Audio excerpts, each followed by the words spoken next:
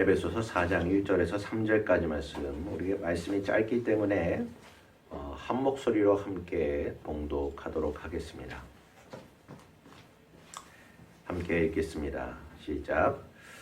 그러므로 주 안에서 갇힌 내가 너희를 권하노니 너희가 부르심을 받은 일에 합당하게 행하여 모든 겸손과 온유로 하고 오래 참음으로 사랑 가운데서 서로 용납하고 평안에 매는 줄로 성령이 하나 되게 하신 것을 힘써 지키라. 아멘. 오늘 본문을 통해서 우리는 에베소서 말씀의 매우 중요한 부분, 즉 매우 실제적인 부분에 대해서 접하게 됩니다. 즉 사도 바울은 우리 성도들이 평안에 매는 줄로 성령의 하나 되게 하신 것을 힘써 지켜야 하는데, 그것이 바로 우리가 부르심을 받은 그 부름에 합당하게 되는 삶이라 증언하여 주고 있습니다. 그리고 그것을 우리가 모든 겸손과 또한 온유로서 행해야 한다, 그런 오늘 본문을 통해 증언해 주고 있습니다. 히브리서 6장을 보면 이에 대해서 더욱더 상세하게 우리에게 전해줍니다. 사랑하는 자들아, 우리가 이같이 말하나 너희에게는 이보다 나은 것과 구원에 가까운 것을 확신하라. 하나님이 불의치 아니하사 너희 행위와 그 이름을 위하여 나타낸 사랑으로 이미 성도를 섬긴 것과 이제도 섬기는 것을 잊어버리지 아니하시느니라. 우리가 간절히 원하는 것은 너희 각 사람이 동일한 부지런을 나타내어 끝까지 소망의 풍성함에 이르러 게으르지 아니하고 믿음과 오래 참음으로 말미암아 약속의 기업을 받은 자들을 본받는 자가 되게 하려는 것이라 증언하여 주고 있습니다. 성경은 모든 성도들이 이처럼 끝까지 소망의 풍성함에 이르기 위하여 동일한 부지런을 나타낼 것을 증언하여 줍니다. 그 이유는 우리 모두가 부름을 받은 자들이기 때문이라는 것입니다. 그리스도인들은 예수 그리스도의 부르심을 입은 자들입니다. 다시 말해 우리는 어두운 가운데서 그의 기이한 빛에 들어가도록 이 세상 가운데서 부르심을 받게 된 자들이라는 것입니다. 그렇다면 이 부르심이란 무엇입니까? 먼저는 모든 사람을 향하신 하나님의 보편적인 부르심이라 말합니다. 사도행전 17장에서 바울은 알지 못하던 시대에는 하나님이 허물치 아니하셨거니와 이제는 어디든지 사람을 다 명하사 회개하라 하셨다 말씀합니다. 복음을 통하여 하나님께서 모든 사람에게 말씀하셨기 때문에 그 누구도 그 말씀을 듣지 못하였다 핑계할 수 없게 되었다는 것입니다. 그러나 이 부르심을 듣는 자들이 모두 순종하지는 않았다고 성경은 또한 증언합니다. 그러므로 이 부르심 위에 역사하시는 부르심이 또 있다는 것을 지금 바울은 오늘 본문을 통하여서 우리에게 말씀하여 주고 있다는 것입니다. 고린도전서에서 바울은 이와 같이 증언합니다. 십자가의 도가 멸망하는 자들에게는 미련한 것이요 구원을 얻은 우리에게는 하나님의 능력이라. 아멘. 복음 앞에 두 부류의 사람이 있습니다. 십자가의 도를 어리석게 받아들이고 미련하게 받아들이는 사람이 있는 반면에 복음을 하나님의 지혜요 능력으로 받아들이는 자들이 있다는 것입니다. 다시 말해서 복음으로 말미암아 멸망하는 자들이 있고 또 복음으로 말미암아 구원을 받는 자들이 있다는 것입니다. 유대인들은 표적을 구하고 헬라인은 지혜를 찾으나 우리는 십자가에 못 박힌 그리스도를 전하니 유대인에게는 거리끼는 것이요 이방인에게는 미련한 것이로되 오직 부르심을 입은 자들에게는 유대인이나 헬라인이나 그리스도는 하나님의 능력이요 하나님의 지혜라 말씀하고 있습니다.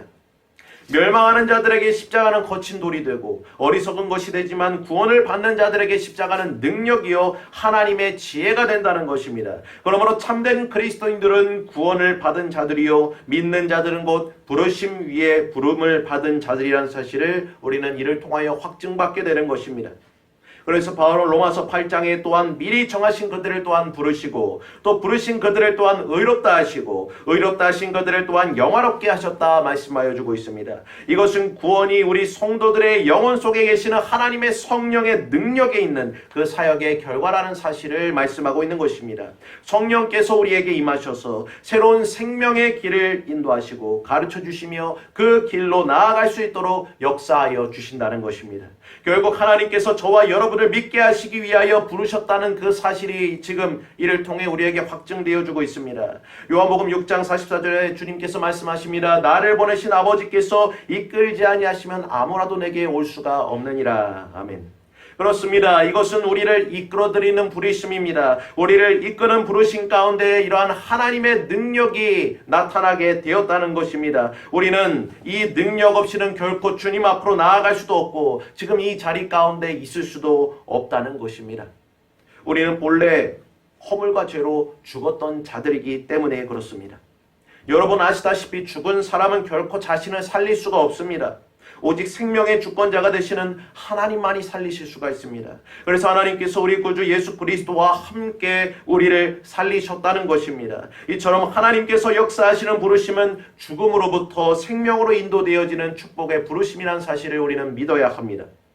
요한복음 11장을 보면 이를 실제적으로 우리에게 보여주십니다. 이미 죽은 지 나흘이나 된 나사로의 무덤에 주님께서 찾아오십니다. 나사로의 시체는 무덤 속에 있었고 그 시신은 이미 부패되어지고 있었습니다. 그런데 우리 주님께서 그 슬퍼하는 자들에게 무덤에 돌을 옮겨놓으라 지시하십니다. 그리고 나사로야 나오라 부르셨을 때에 죽었던 나사로가 살아서 무덤 밖으로 나오게 되는 것을 우리는 목격하게 됩니다. 이것이 바로 바울이 오늘 본문에서 성도들에게 말하는 너희가 부르심을 입은 그 부름 가운데 담겨진 참된 의미입니다. 우리가 허물과 죄로 죽었던 자들이었으나 이제는 그 생명의 부르심으로 부르심을 받았기 때문에 너희가 그러한 그 부르심에 합당한 그러한 자로서 살아갈 수 있어야 한다는 것을 지금 우리에게 증언하여 주고 있다는 것입니다. 복음이 증거된 가운데 이와 같이 성령의 능력이 나타나게 됐습니다. 복음이 성령의 나타나심으로 그 능력으로 죽은 자들에게 생명으로 나타나게 되었다는 것입니다. 성령의 능력으로 주님의 말씀이 우리에게 임하게 되었을 때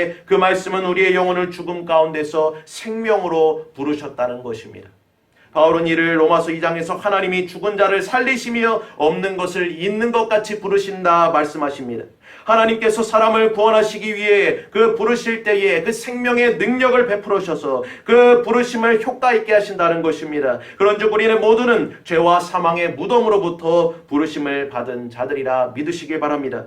우리가 아직 죄와 허물로 죽어있을 때에 그 능력의 말씀이 그 생명의 말씀이 우리를 부르심으로써 우리는 그 말씀을 듣고 그 부르심에 순종할 수 있게 되었다는 것입니다. 다시 말해 그 말씀 육신이 되어 우리 가운데 거하신 그 말씀이 우리를 살리셨고 또 우리 속에 새로운 생명을 주셨다는 것입니다. 사도 베드로는 성도들에게 이 놀라운 진리에 대해서 그의 서신에서 동일한 확증을 주고 있습니다. 베드로전서 1장 23절 말씀에 너희가 거듭나게 된 것은 썩어질 씨로 된 것이 아니요 썩지 아니할 씨로 된 것이니 항상 살아있고 항상 살아있는 하나님의 말씀으로 되어진 것이라 말씀하고 있습니다. 여러분과 저가 듣고 있는 이 복음의 말씀에 이러한 생명이 들어있다는 것입니다. 그리고 이 말씀이 성령의 능력으로 우리 가운데 임하여질 때 그 말씀의 씨앗이 그 생명의 공급으로 말미암아 발아하게 되고 또한 그로 말미암아 우리가 순종할 수 있는 그 말씀에 순종할 수 있는 그 믿음이 주어지게 된다는 것입니다. 그래서 베드로는 이 말씀을 한 뒤에 한 걸음 더 나아가 성도들에게 오직 너희를 부르신 거룩한 자처럼 너희도 모든 행실에서 거룩한 자들이 되라 말씀하고 있습니다. 너희는 그의 소유된 백성이니 이는 너희를 어두운 데서 불러내어 그의 기이한 빛에 들어가게 하신 자의 아름다운 덕을 선포하게 하기 위함이라 말씀하고 있는 것입니다. 이처럼 하나님께서 창세 전에 그리스도 안에서 우리를 택하여 주셔서 우리로 그 사랑 안에서 그 앞에서 거룩하고 흠이 없게 하시기 위하여 우리를 부르셨다는 사실을 우리는 믿어야 합니다. 단지 우리가 죄를 용서받았다는 그 사실을 알게 하시기 위해서 우리를 부르신 것이 아니라는 것입니다. 그리스도의 사랑 안에 우리가 속하여서 그 앞에서 거룩하고 흠이 없게 살아가게 하시기 위하여 우리를 부르셨다는 것입니다. 그런즉 하나님께서 그 기쁘신 뜻대로 우리를 예정하셔서 그리스도 예수로 말미암아 자신의 자녀들이 되게 하셨습니다. 그러므로 우리는 우리가 속한 그 하늘의 가정과 하나님 아버지께 영광을 돌리는 그러한 삶을 살아갈 수가 있어야 한다는 것입니다. 이것이 곧 하나님께서 생명의 부르심으로 우리를 부르셨다는 사실을 날마다 깨닫는 자로 살아가는 것을 의미합니다. 우리는 이와 같이 위대하고도 놀라운 그리고 고귀한 부르심을 입은 자들임을 믿으시길 바랍니다.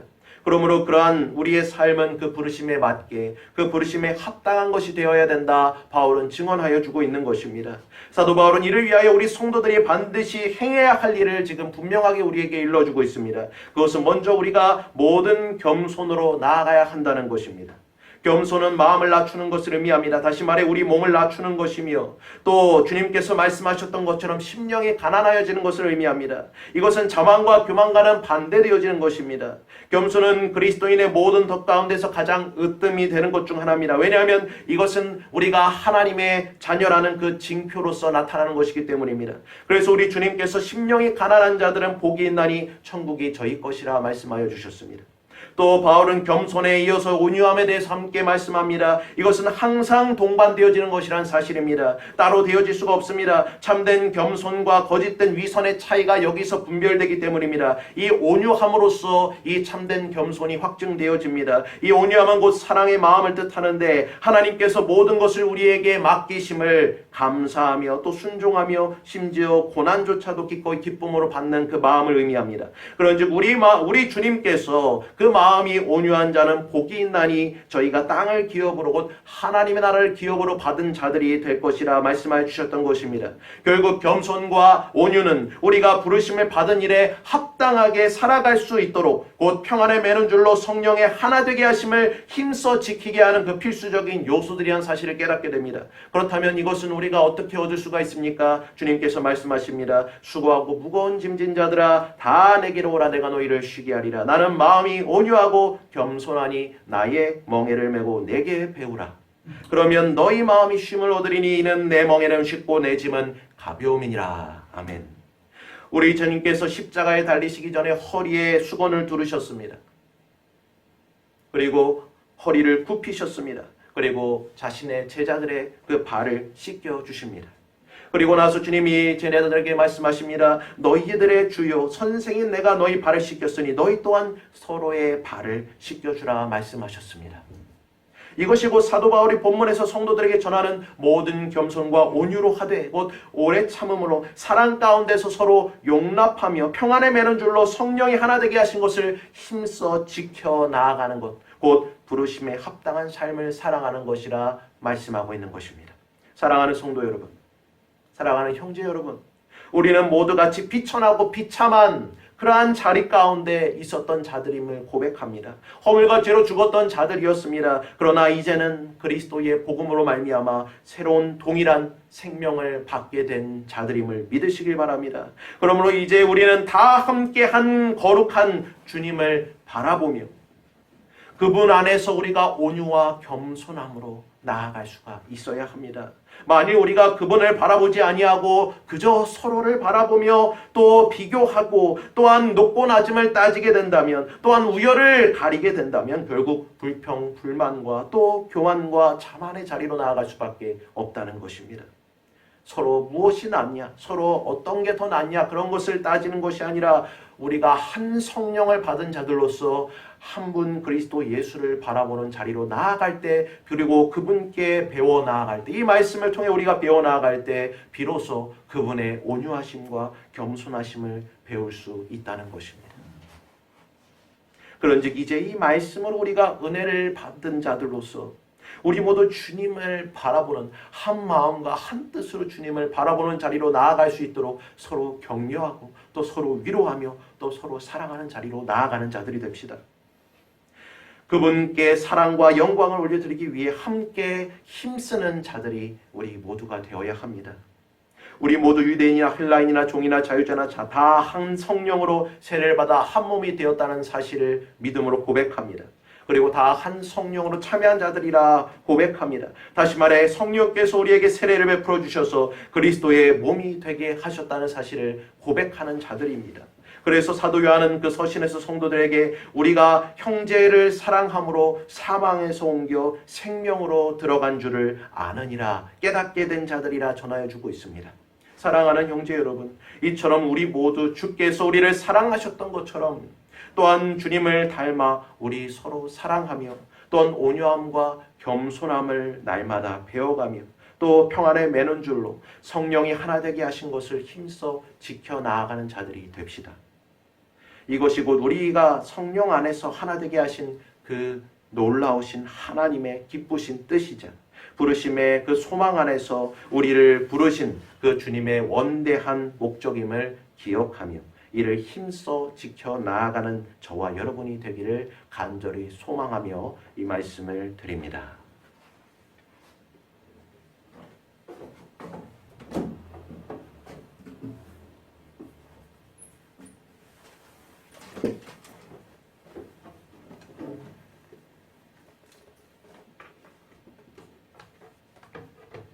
예수 피를 힘입어 함께 찬양하시겠습니다.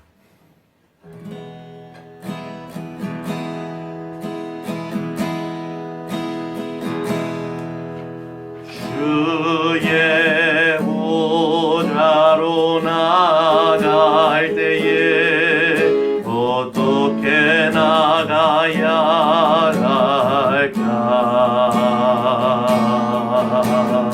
나를 구원한 주의 십자가 그것을 믿으며 나네 주의 보좌로 나갈 때 주의 보좌로 나갈 때에 나 여전히 부족하다. 나를 품으신 주의 그 사랑 그것을 믿으며 나는 자격 없는 내 힘이 아닌 오직 예수님의 보혈로 자격 없는 내 힘이 아닌 오직 예수님의 보혈로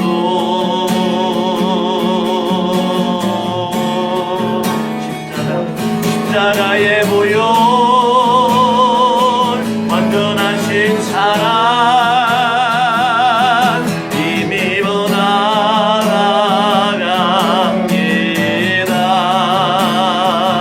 십자가의 보혈 완전하신 사랑 힘입어 예배합니다. 십자가의 보혈 완전하신 사랑 힘입어 나아갑니다.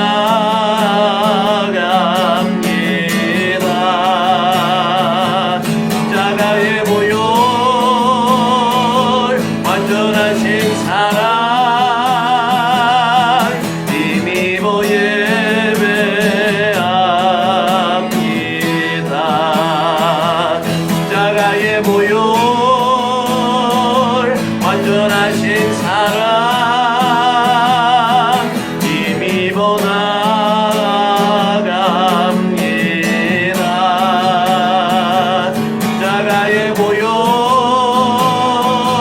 완전하신 사랑 힘입어 예배합니다. 함께 기도합시다. 주님, 우리가 부르심의 그 합당한 자로서 주님의 평안과 또한 그 메르툴로서 아버지 우리가 우리와가 겸손함으로 아버지 우리가 주님의 그 사랑을 힘입어 날마다 주님의 그 사랑을 배워 나아가며 아버지 우리가 그 안에서 날마다 거룩한 자들로서 주님 그 부르심에 합당하게 살아가는 그러한 놀라운 은혜가 주어지기를 간절히 소원합니다. 우리 구주 예수 그리스도의 그 십자가의 그 능력을 의지하여 아버지 우리가 날마다 그리스도의 그 충만한 자리로 나아갈 수 있도록 날마다 그 충만한 사랑의 그 자리로서 우리가 나아갈 수 있도록 오 주님 축복하여 주옵시고 그 은혜로서 우리를 주장하여 주옵시고 아버지 우리를 붙들어 주옵시기를 간절히 원합니다. 오직 우리 구주 예수 그리스도를 의지하여 아버지 주님 그 은혜 보좌 앞으로 나아가는 자들이 되게 하시고 그 충만한 은혜로 아버지 우리를 주장하여 주시옵기를 간절히 소원합니다. 오 주여 우리를 붙들어 주시옵소서. 우리를 충만으로 인도하여 주시옵소서. 오 주님 감사합니다. 그 은혜를 찬양